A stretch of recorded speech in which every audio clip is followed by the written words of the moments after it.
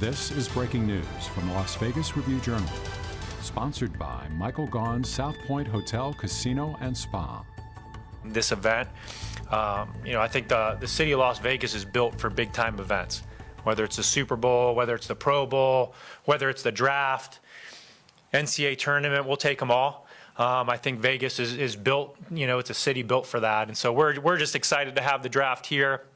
It's good for the city. It's good for the community.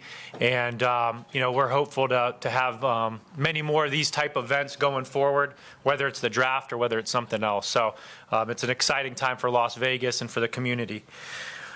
Before we get going, it would be, I'd be remiss not to just recognize all the hard work of our staff here. The one thing about the draft is this is a long, tedious process. Our guys are currently working on next year's draft right now, our area scouts. So that process starts here, in the spring, and they'll continue to work on that process all the way up until, next year around this time. So to recognize the and I would say this, there's a lot of people involved in it, but, first recognizing our college scouts, our area scouts.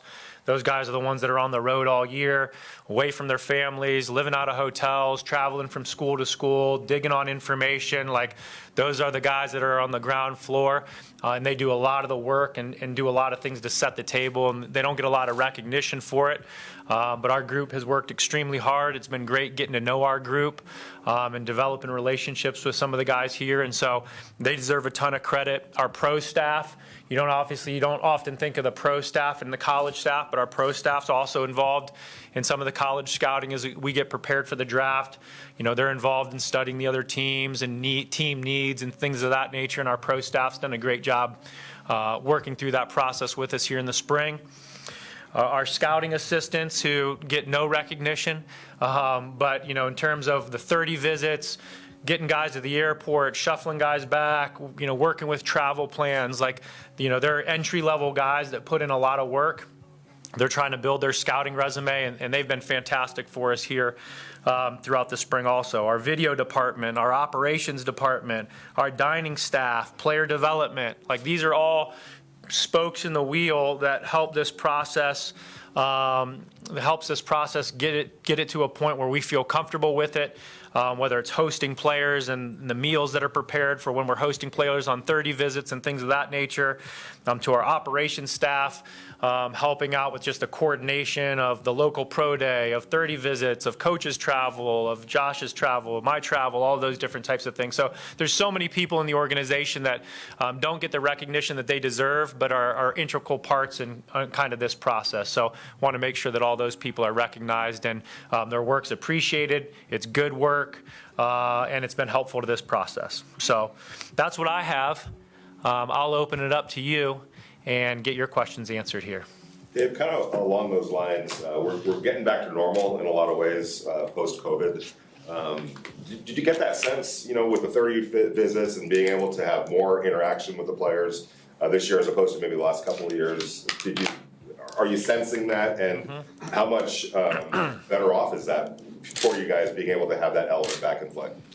Yeah, I think the process this year felt, I'd say, back to normal of what it had been in the past, just because the player access was there, the face-to-face communication was there, the one-on-one communication was there. So I think that provides a lot more value than the Zoom calls, and all that's beneficial too, but I think we all know being able just to sit down and sit across from somebody and get to know them, and it's just more personal, and with it being more personal, you get a better feel for the player and the person, and so I think it's been a lot more valuable because of that one-on-one access and the one-on-one communication that we were able to have this year that we weren't able to have in the past. And then there was also more opportunities to see the players. There was more all-star game access, right? More pro days. You could go out and do private workouts and meet people one-on-one in an athletic setting. And so, yeah, it was a lot better process. And I think it was helpful to be able to have that access this year compared to the last couple years.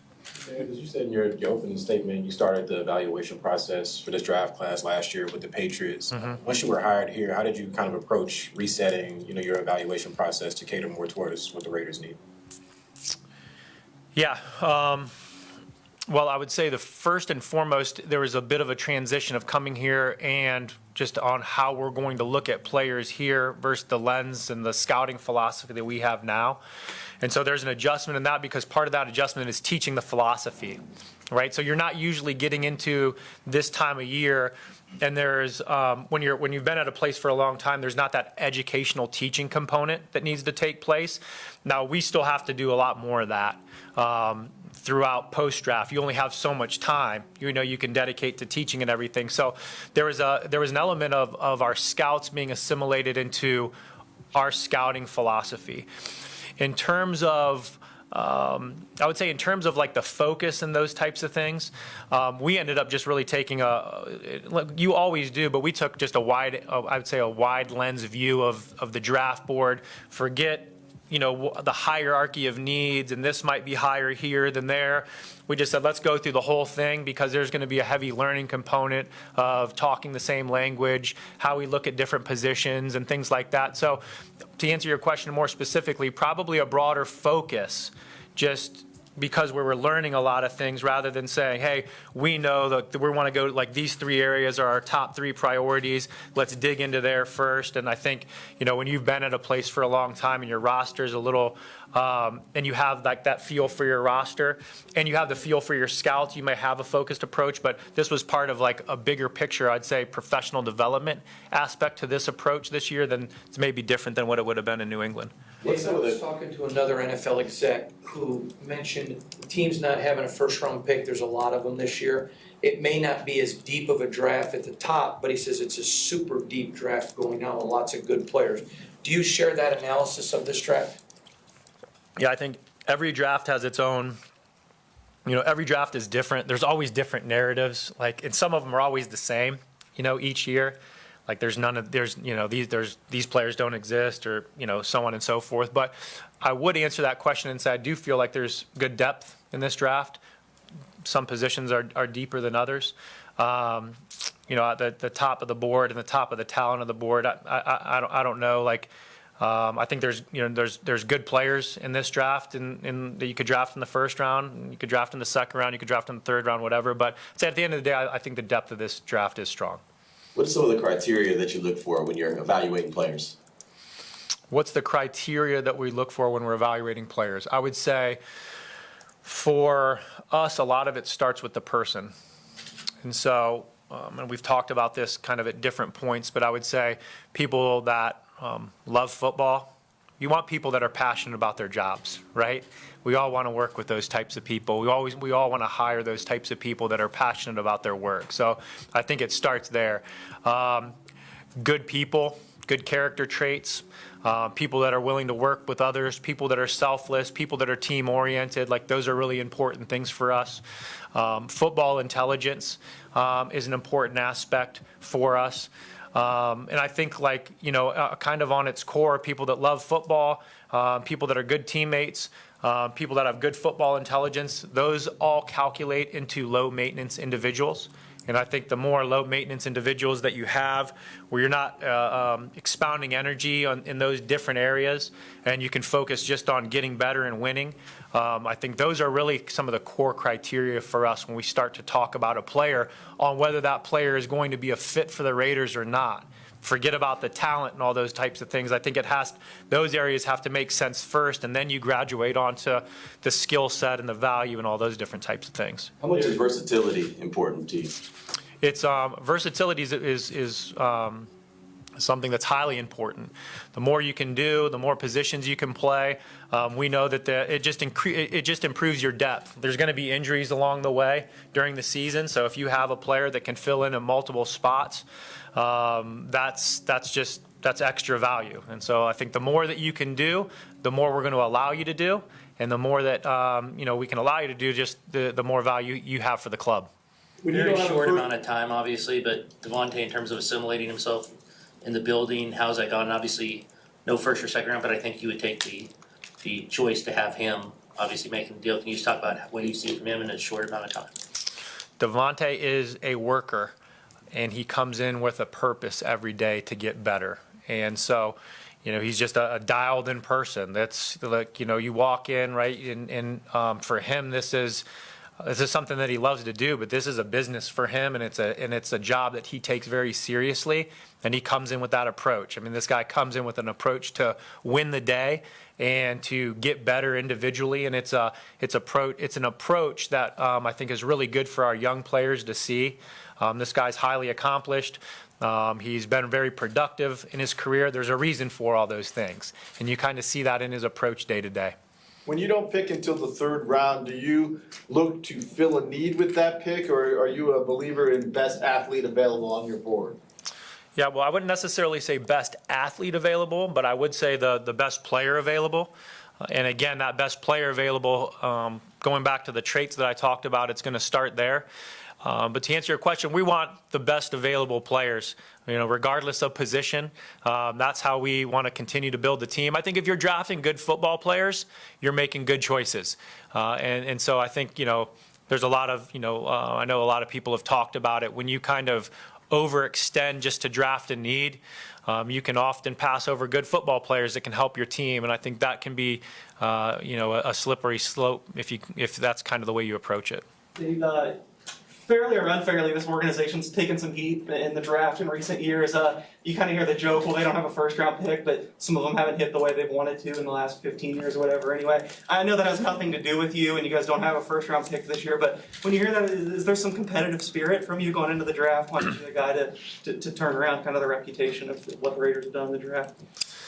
Yeah, I mean, I think the competitive spirit part is, right, you're judged on the personnel side by the players that you draft and how well they produce and the types of players that they turn into for the organization. And so there's a competitive aspect of wanting to draft players. You want every single draft pick and every single player that you sign, you want that player to produce and overproduce in an ideal situation. And so there's a competitive aspect of that. Yeah, we want to have a great draft. We want to be, sure, you want to be known as a team that drafts well and that develops talent and all those types of things. Whatever round that is, we want to make sure that we're able to do that. Well, there's typically, conversations that are happening between you and some of your colleagues around the league. And in terms of being aggressive, whether it's moving up or flexible moving down, based on any conversations, do you feel like, if the situation arises one way or another, there's deals to be made out there? Yeah, I think there's always those opportunities always exist. Some teams are, you can look at some of the statistics of teams that are more willing to trade. Some teams are more willing to trade up. Some teams are more willing to trade back. There's some teams, you look at their draft day history, they're not willing to trade at all. And so, we go through all that. We go through all that data, to understand what some of the trends are of certain regimes. But we also work through those conversations, and we're always going to be open to, if there's a deal to be made that's going to benefit the Raiders, whether it's moving up in the draft, whether it's moving back in the draft, those are always things that we're going to be open to and entertain if we ultimately think it's going to, be a good decision for us to add a good football player. Any chance of a last-minute trade before the draft? Always a chance. Yeah, always a chance for a trade. Dave, is it kind of becoming alarming that general managers or upper brass of different franchises, when players are under contract, demand trades, or they're not happy, they don't show up for this or that? I mean, is it becoming kind of a concern, an alarming concern, and you obviously know who I'm talking about, different players recently that just, I don't want to do this, I want to do that, I demand to get out of here, I'm uncomfortable with this, and yet they're under contract or whatever to play for a franchise. Is it becoming kind of alarming? Yeah, I don't know if it's I wouldn't use the word alarming. I think there's always been, maybe now there's more of a voice to express those things because of social media and things of that nature. The NFL is, now it's right. You guys it's covered 365 days a year now. The NFL, I know once upon a time, you covered it for the football season, and then there wasn't much to write about in the off season. And the NFL as a business has grown, and as an entertainment industry has grown. And so I think there's more opportunities. It's followed more, so there's more opportunities for people to express their opinion. I think those opinions maybe were always there. They just, there wasn't an avenue to always express those things. And so, what other teams have going on and what those environments are and what those situations are, I'm not really familiar with. So I'm just focused on, what we have going on here with the Raiders. We're really excited about what's been going on here the last couple weeks as players have been in the building, and just the players' willingness to work and the players that have been here have been getting better, and that's what we're excited about. I guess that Rose, goes. a guy that's probably played his way into a second contract or a pay raise. How are things going on along those lines? And it appears like he's somebody that you guys want to be able to keep here and be a focal point of this operation. A very talented player. I've been asked about him in the past, and he's a gritty guy. Knows how to get open, knows how to win on third down, has some return experience, is good after the catch. So he has, Hunter's a good football player, and has a lot of good elements that allow him to be successful on Sundays, which is important, and he's a young player. Like I've said before, when we talked about, I think it was Derek at the owners meeting, relative to contracts and things like that, like we're always going to keep those things in-house and keep those discussions private. Hunter's going to be no different in that regard, but we're excited that he's on the team. We love good receivers, and, he's one of them. When it comes to the evaluation process, I know it's different in pretty much with every team, but how much collaboration is there between the coaching staff and the player personnel staff? Yeah, we do collab in terms of the coaching staff and the scouting staff throughout the draft process. I think it's important to understand, the coach's views on players, just as it's important to understand the scouts' views on players. I think one of the most important parts of that process is not just all the agreement that goes on, but is when you have some guys that you see, I'd say, significantly different. I'd say those are the exciting opportunities, not only for growth as a staff, scouting staff, and as a coaching staff, but those are the opportunities where you have some work to do to get the player right.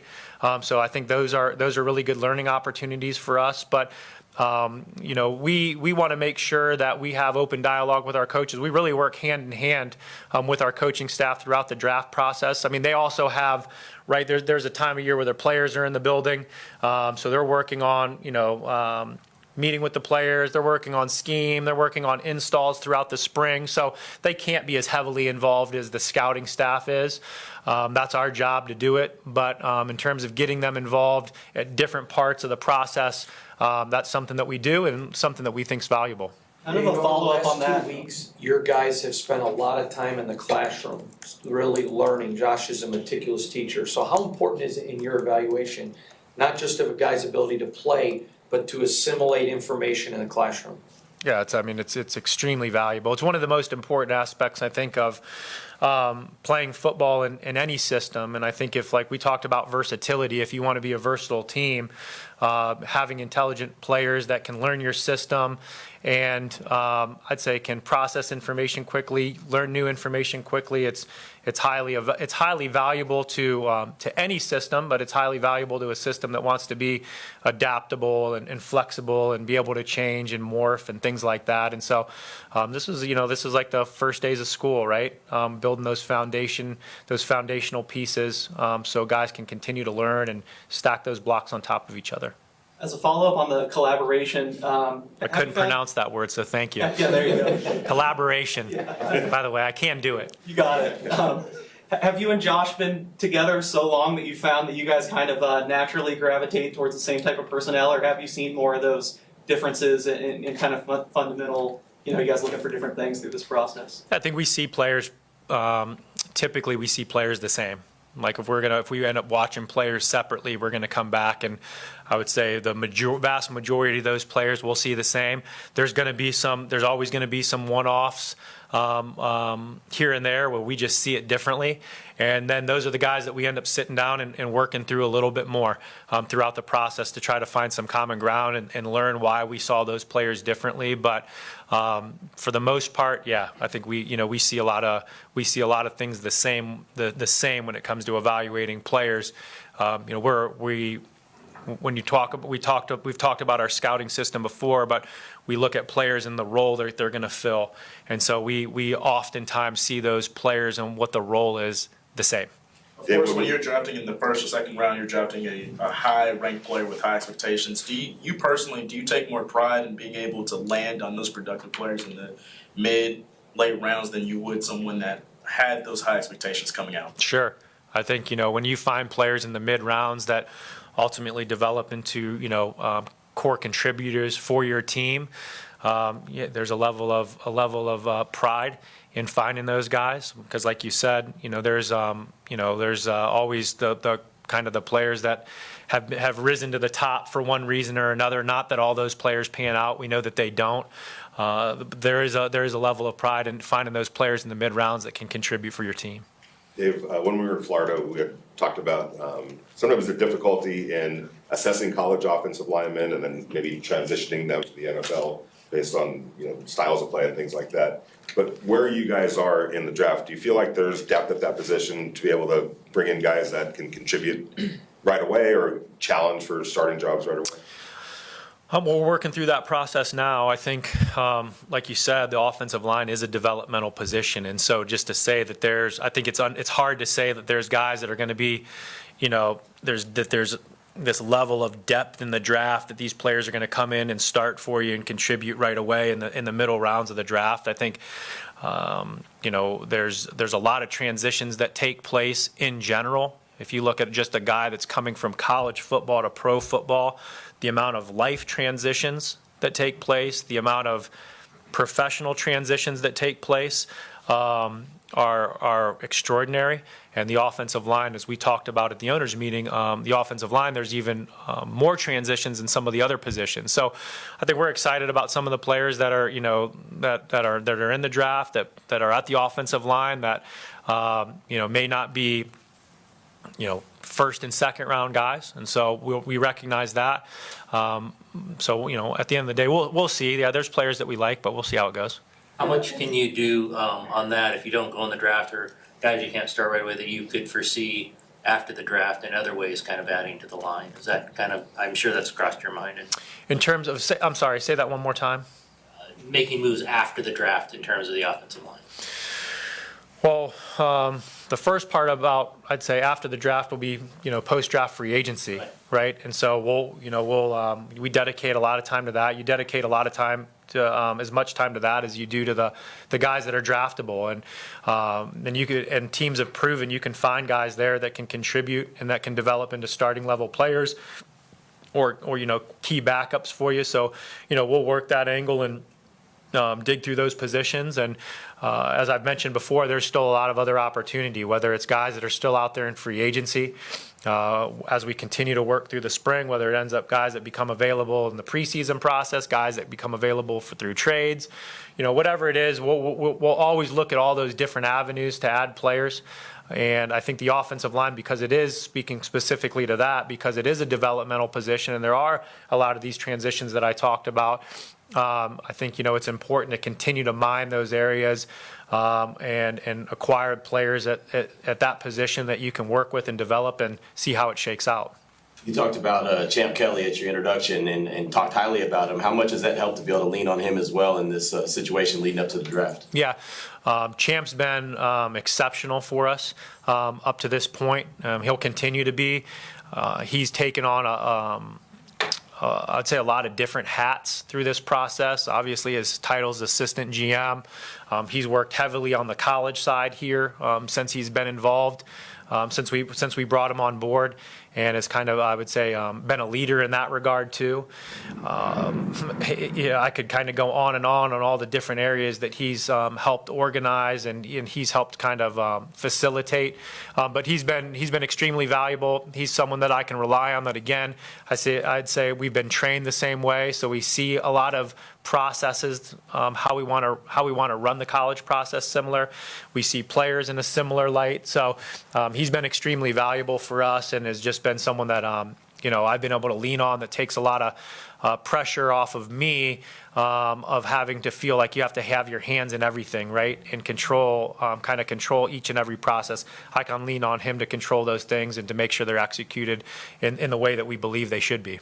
With all the movement that we've seen this offseason, so many big name players on the move, how do you expect that to impact the draft overall?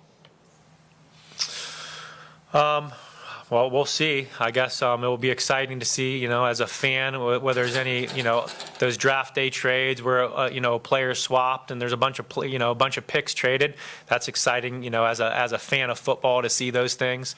And it's an unpredictable deal, right? I think there's been a lot of players that have moved here over the last couple years. If you look at the last 2 years that, members of the media, people in football probably wouldn't have expected those players to be traded, and they have been. And so, we'll see. It'll be an exciting week here leading up to the draft. Just wanted to follow up on that question where you were talking about the pressures that are on you now. How different is this experience for you, and what kind of pressures do you have upon you right now? Is it more of trying to really land that pick in the third round with the team as the new front office, new brass? Sure. There's an element of that. I would say the new pressures, I think, center around, running the entire organization in terms of, on the scouting and personnel side. And so, and I would say, so there's that pressure. And I would say the pressure of developing your philosophy, developing your scouts, getting everybody trained and ingrained on how you want to approach not just the draft, but I would say everything. The draft, scouting in general, our grading scale, when we work out players, how we want to handle player workouts. There's all these individual things that you want to make perfect right now that you can't make perfect right now because you have other things that become a higher priority. So I'm always thinking about the here and the now and what we have to do now to be as well prepared as we can be for the draft. But then you also are always kind of thinking about these things that are on the peripheral about how we're going to develop scouts, all the things that we want to accomplish from May to June, how we want to organize the preseason process. We have to get our advanced scouting reports in order. So there's always all these things that you want to check off your list that you can't check off your list. And so I think there's a level of stress, not bad stress, just good stress of wanting to attack all these other things, but focus on the here and now. But there's pressure on wanting to hit on all your draft picks and build a team and hit on every single guy you hit in college free agency and have 15 guys that are contributing for you. That's not realistic, but that's the pressure that you put on yourself. That's what you want to accomplish, and we embrace that pressure. We enjoy it. It's part of the allure, I think, of this profession for a lot of people that get into it. Is that you thrive and you want that pressure because it's exciting. Two more guys. We'll go Chris, Adam, and then Cassie. Dave, you've been around Vegas now for a while. I'm wondering, they're expecting 600,000 fans or whatever down there next week at the floating stage, the biggest stage they've ever built, the NFL for the draft and all that. I was just kind of wondering, and you don't pick till the second day, the Raiders, but all Raider Nation, they'll be fired up. What do you kind of say what's your message to Raider Nation about this event, maybe being in Vegas? Yeah, I think one, just to embrace it and enjoy it. It's a special thing to be able to host the draft and go down there and experience all the things that the NFL has set up for fans to experience, and to actually go see the draft. I actually attended the draft in New York City, and I don't know, that might have been in 2006, 2007. I waited out in line outside of Music City Radio Hall at 5:30 in the morning to get into the draft as a fan. It was the year that Randy Moss got traded, I think, on the second day. That's when the draft was Saturday and Sunday.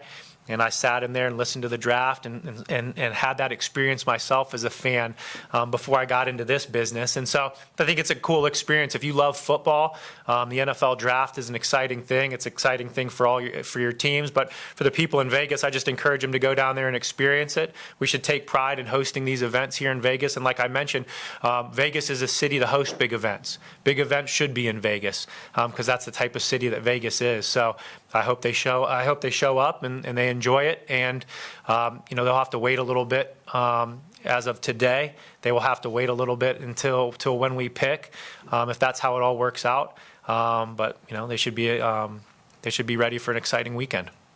So two very different questions for you here. One, there's media narrative is what it is. So we've heard everybody from 1 through 6 is trying to get out of their spots at the top of the draft. Are you hearing more conversations about that? I mean, obviously not necessarily directly with you, but are you hearing more and more of that around the league, that conversation? And the other one is, we talked to Derek about his new contract, obviously, when he signed it.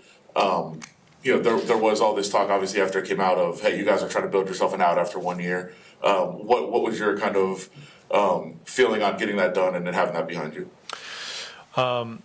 So the first question, I would say, just kind of working through that process of kind of, I'd say, getting a pulse of where things are at with the league. I would say, to answer your question specifically, no. I haven't really heard that, there's this 1 through 6 movement that everyone's trying to back out and trade back or any of those types of things. So we'll see how that materializes. That's not something that, I would say that we're in tune to or has been like specific discussions on that. In terms of the contract extension with Derek, we were very excited to get that done. That's why we got it done. He obviously was in the last year of his contract and could have played on that last year, but we felt it was important to get Derek extended, make him a part of the Raiders' future here going forward. And so, how the contract was built and all those, different types of things, people can look into all those things and, create different storylines and different headings to look into. At the end of the day, we're excited that he's here now. We're excited that he's here going forward. The extension was longer than 1 year, and it was longer than 1 year for a reason. So we hope he's really successful this year and throughout the contract. And so, again, Derek's a person that is another guy that embodies, I think, a lot of the things that we've talked about throughout the process since I've been hired. Someone that's highly passionate about football, someone that's team-oriented, someone that has a high football IQ, and those are the guys that you want to have on your team, and at that position, it's even more important. So just really excited that we were able to come to an agreement and that we have him here going forward. What's been Mark Davis's direction to you and to Josh, his direction or advice as you approach drafting? Well, I think that, the one thing about Mark that's, is a real positive about Mark is Mark lets you do your job. So of course Mark's very passionate about the Raiders, and Mark wants to win football games, which is another very attractive trait of Mark as an owner of a football team. Those are the types of owners that you want to have.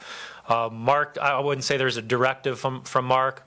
Mark, just like us, we want to add good football players that represent the Raiders well on the field, but also represent the Raiders off the field. And I know that's an important aspect. That's something that Mark has preached to us, and something that's important to Mark and something that's important to us. And I think that's really the directive. If there's a directive, which he hasn't, specifically sat us down and said, this is the directive. But Mark wants players that are going to help us win football games and are going to be good people in the community and are going to be good representatives of the Raiders brand. And so that's our focus going forward. All right, guys, all set? Okay, thank you. Did you boo your favorite team's pick when you were a kid? What's that? Did you boo your favorite team's pick? I was a Browns fan growing up. So there's some controversial picks over the years with the Browns. And so I never booed, though. I was never that type of fan. I was always glass half full when the Browns were drafting. So. Dave, were you an extra on Law & Order SVU at one point? I was. I think someone's found those pictures on the internet. Someone tweeted it at me and said that you were, and I was like, get out of here. That's my show. Yeah, that was the season finale 1 year. I forget what year that was. That was like 2008. Nice. Ludacris was on as one of the guests. I was you guys. I was trying to be a reporter. I would say I did probably a C-rate job. I didn't understand that when you had one of these, if you watch it carefully, when you have one of these, you want to be like close to the person, right? So like the very first scene, I'm like standing on some stairs and the person's probably in that third row and I'm standing there like this. So I'm not sure how, again, it was probably a C-level job. I got better through the day, and that's all you can hope for is getting better, and improve in your role. So yeah, you can find me on there. That's awesome. That's my show. Thank you, guys. All right, thanks guys. Have a good day. Appreciate you. You've been watching breaking news from the Las Vegas Review-Journal, sponsored by Michael Gaughan's South Point Hotel, Casino, and Spa.